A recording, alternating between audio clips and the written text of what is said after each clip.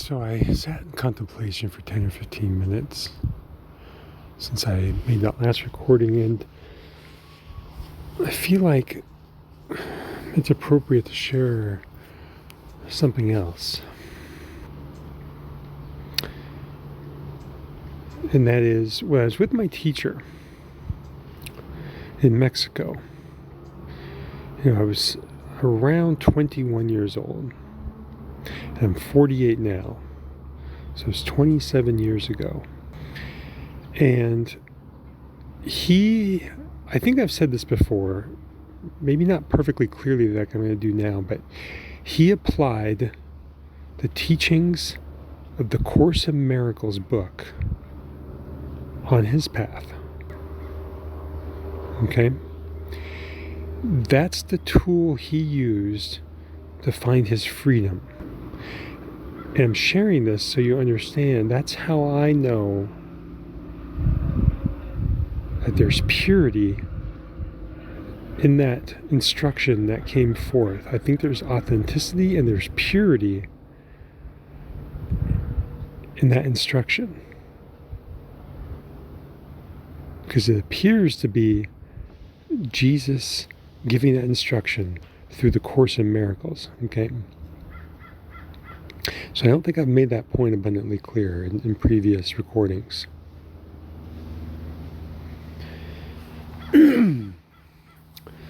But I felt it was appropriate to. Because I think it's okay for people to continue to use that, even though I was also presented with that book and moved forward, and I read the whole thing. I knew exactly what was occurring through it. I understood how the re-education was happening, and it does work. It is authentic. But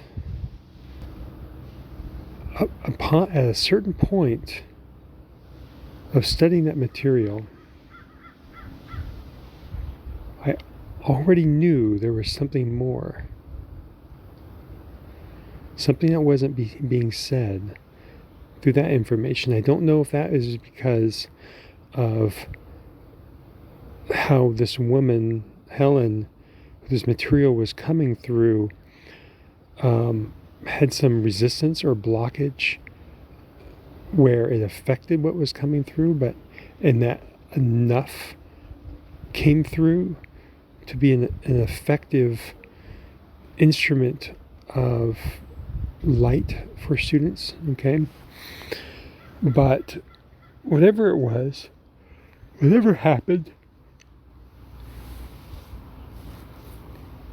I mean, maybe it came through exactly how Jesus wanted it to.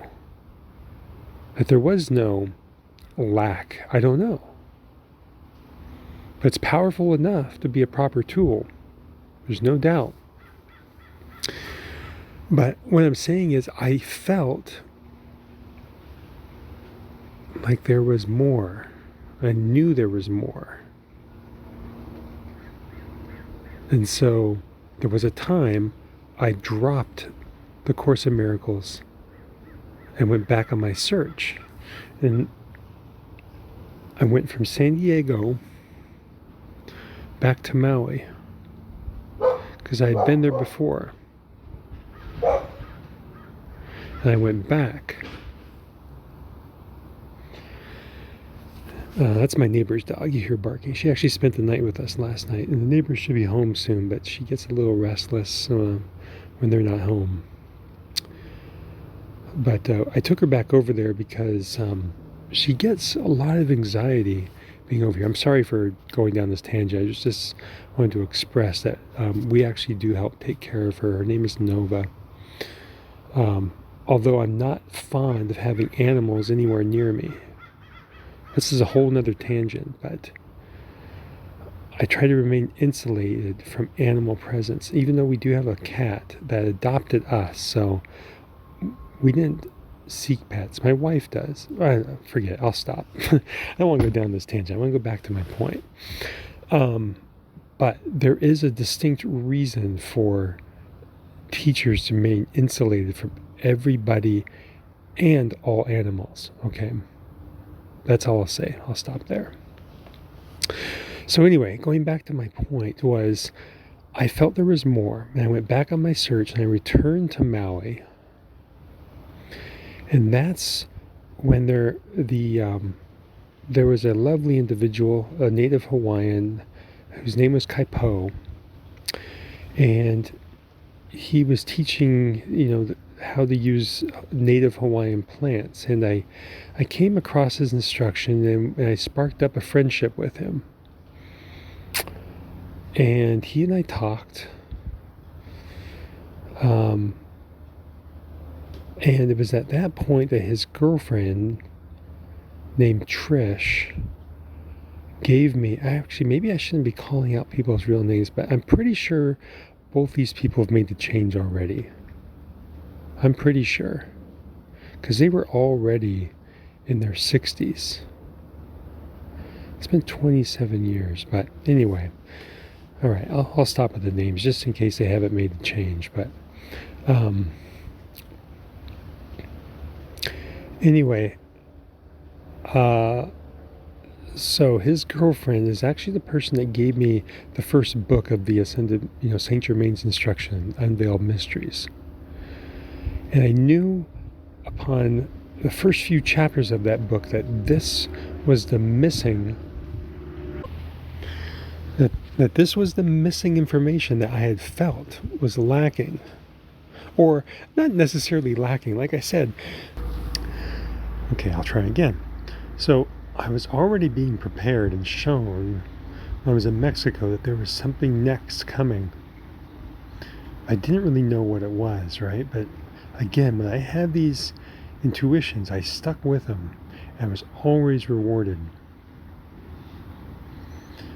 So I knew instantly upon reading some of the first book that this is exactly what I was missing. Because the Course in Miracles is a very deep dive in how to restructure your psychology, your mind, and the proper relationship of things in your world of experience, okay? It was a very, very powerful tool. It is a definite scalpel when applied properly, okay? And it got my teacher to the place where he was rewarded with miraculous power, okay? And I'm sharing this to make a point that there's a lot of avenues of authenticity out there. And, my teacher did not have the privilege of the Ascended Master material. He didn't encounter that in his life, which was interesting. Or if he did, he never told me. But I'm pretty sure if he had, he would have directed me to those books instead of the Course in Miracles.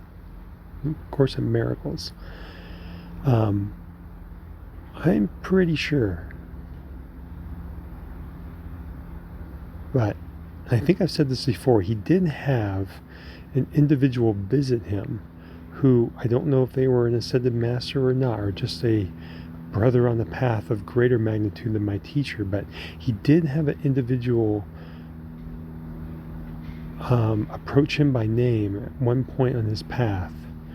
I don't know how far that was before I found him that this happened, but he was told that it may be of that he should consider staying here in Palenque, Mexico, to render service. That's kind of what was told to him. And so he did. And that's where I found him. And other people had found him. There was 2 Europeans. I think they were either a husband and wife or boyfriend and girlfriend or whatever. They had found him. Those are the only other 2 people I had acquaintances with, but we did not speak to each other. We kept to ourselves. But they did show up once while I was with my teacher and just sit in the silence with him. And they asked some questions, so they knew him from the past, like they had found him before. I'm just sharing this with you that they were the only other ones that I'm aware of. There definitely was others, because through my probing of him, he did mention a young boy who had terminal cancer somehow had found him. And I asked him what happened. And this was after, I was only probing about this after I had witnessed the miracle, the miracle I've shared with you. And he never would talk about these things. I really had to probe, and I didn't ask him too much because he did not share almost anything unless I asked. Otherwise, it was always staying in the silence. And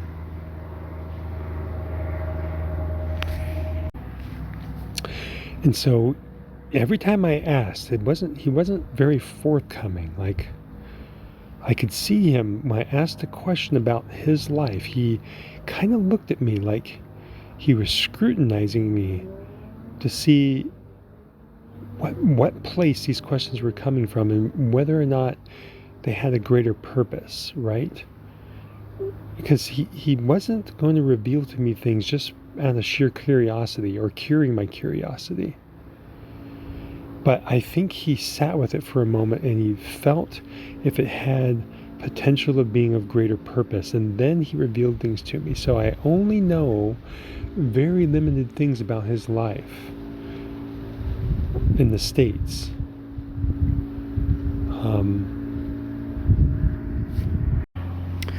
So in my earlier videos, when I was making the point about that it was necessary to start forgiving and forgetting your humanity to accept your divinity, right? So I'm pretty sure this is the exact point of the process that I discovered my teacher in, okay? Because, like I said, when I witnessed him do that miracle, it was shocking to himself. So he was authentically discovering that ability in himself in that moment. And he was in that process of forgiving and forgetting his humanity when I came across him, okay? And so I'm sharing this with you, so I don't know why I'm sharing. I think it has a purpose. It definitely has a purpose. Like I said, I'm not saying these things about forgiving and forgetting your humanity, I mean, it has significant meaning and purpose, okay? And I'm sitting here sharing this with you, I just realized, I'm literally realizing on this instant that was the place my teacher was. I have never thought about this before. This very instant, I'm connecting the dots between the information that was taught to me a few days ago, which I shared in those videos about forgetting and forgiving your humanity, and that my teacher was in that very process. And it's so beautiful for me to realize that in this moment, because I feel it has such purpose in me sharing this, so other people will realize that these are very distinct processes that the light will interact with you. And when you decide to move forward and forget your humanity, it is a significant moment in your life, okay? It is not an arbitrary thing.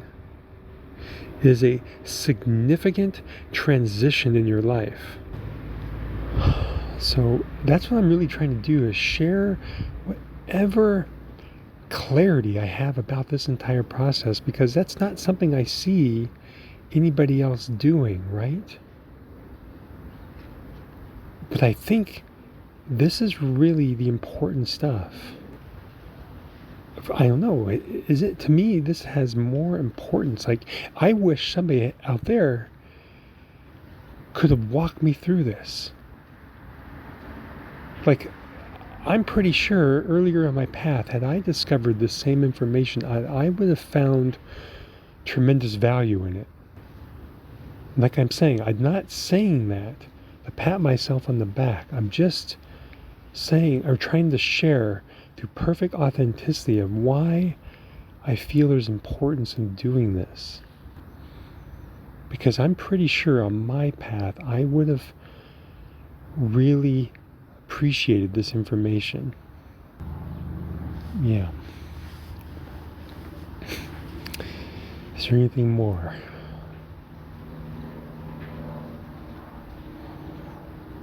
All right, I'm going to stop this recording and we'll see if something else comes. I feel like I need to enter the silence for a few.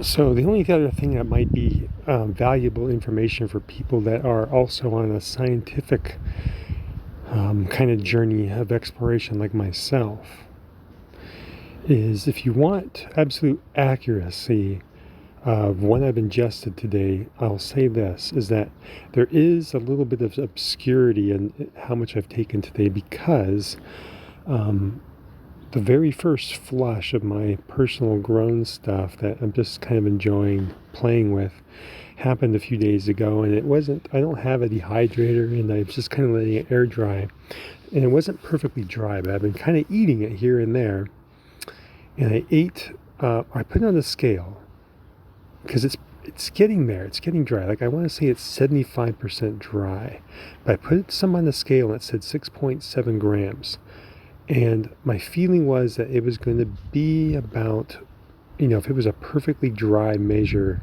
that it would have been closer to 4 grams, okay? So I ate that, and I sat with it a while, and I could feel, like I say, I'm doing this every day, right? So I really know, as it's coming on, the intensity levels, exactly kind of how much I've taken, and I start knowing this probably about 45 minutes in, how much is going to occur. So at that point, I may make a decision going, all right, this is only going to do so much, I'm going to take more. And that's what I did today. So, and I took another batch of dry 3.7. So that's what I'm going to say. It's somewhere around 7.7 grams, okay, that I consumed over a 3-hour period. So I'm just sharing that so everybody knows exactly how much is being consumed on my end. If it matters. It probably may not matter. But the one interesting point I wanted to share is that there is absolutely zero visuals. Like there is not even a drop of fractals, okay? And I don't know if that's because of that this is literally the 9th day in the row that I've been taking these really high quantities, or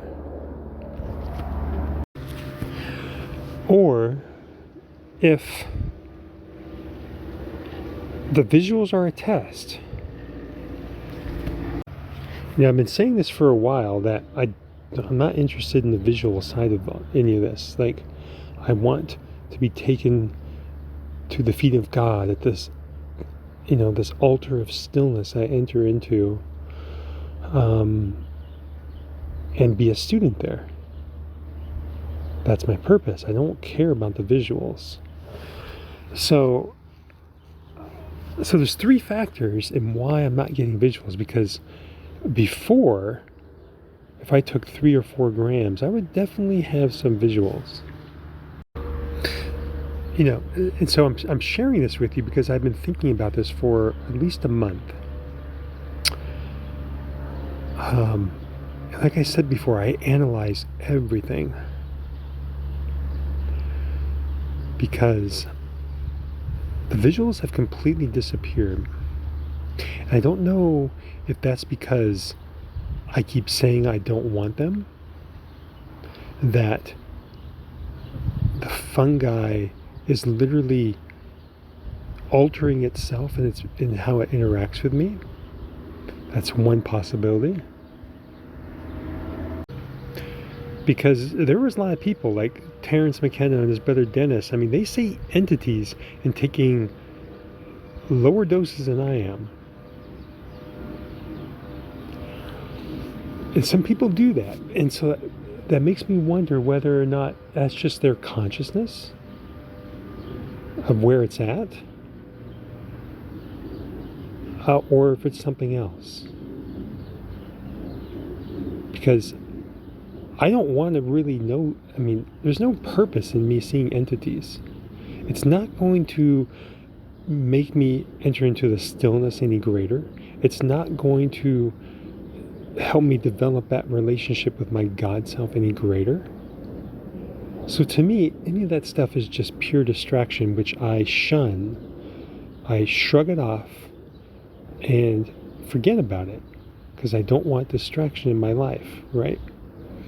So the other thing that came to mind was, all right, so here's the three or four reasons why I think all the visuals have disappeared.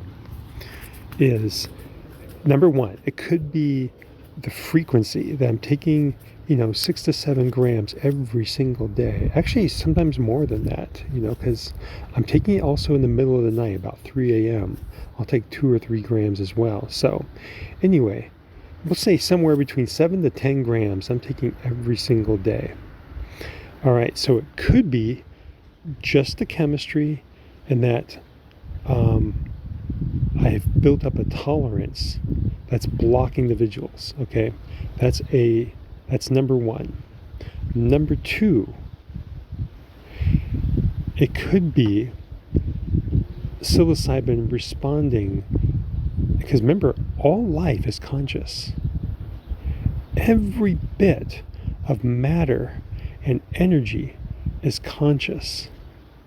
It will respond to you. And this is what happens when you reach the point of my teacher becoming responsible enough, is that matter, the God essence within matter, within energy, will respect you and bow down to your control again. Okay? That's what's happening. It is consciousness acting upon other parts of consciousness. But remember, like I said, beings of nature do not have free will. They follow instruction from other parts of life, okay? So they will respond to those that they respect again, for their attainment, for their remembrance of the divinity in the children. They will respond. Okay, so I'm going down a tangent. I'm going to back up now, back to my original point, being of analyzing why the visuals have changed. So number two, it could be it's responding to my consciousness that I do not really want the visuals. Okay, so that is a distinct possibility. And number three, and this came across my mind a week or so ago, that the visuals actually might be a test. And if people are using this substance for entertainment value and seeking the visuals, then it's only going to do so much for you. Whereas if you turn away from the visuals, I think new doors open. And I think that if you pass that test, you will be taken to the next level of instruction. Possibly. Okay, that's a working theory. So I just share that with you for you to also contemplate. Because I know for certain that when you turn away from all entertainments in life, you will be rewarded. Life knows you're serious at that point, right? When you start withdrawing from all entertainments in life, life will reward you because it knows you are a serious student. So all these things matter on your path. Every bit of it is a finer detail for people on their path. And so I'm also going to make the point is that this is the reason why I'm taking these larger doses. And it's because of the clarity that life provides me when I do so. to be able to really tease out these little things that I think have the most value for anybody on the path. That I don't really want to share obscure mystical stuff. I want to tease out these really fine details in life, some of which I've personally employed and some of which I will learn on the instant with you. As this goes forward, I've learned stuff today just by listening and sharing this and talking. A couple finer little points here and there I've learned today. So that's why I do this. Because I am a student. And I'd like to become a master student. Because I am not a master teacher.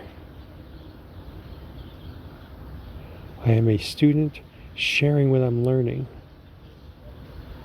First and foremost.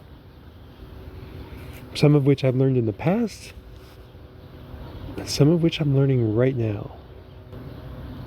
So I love you all. It's the reason why I do this, is because I respect everybody on their journey. I want to be of any assistance I can. And I will be happy to receive any gratitude you wish to extend if anything I say is useful, but really extend that gratitude to your own God self for making it possible even to discover this content. And extend the gratitude to life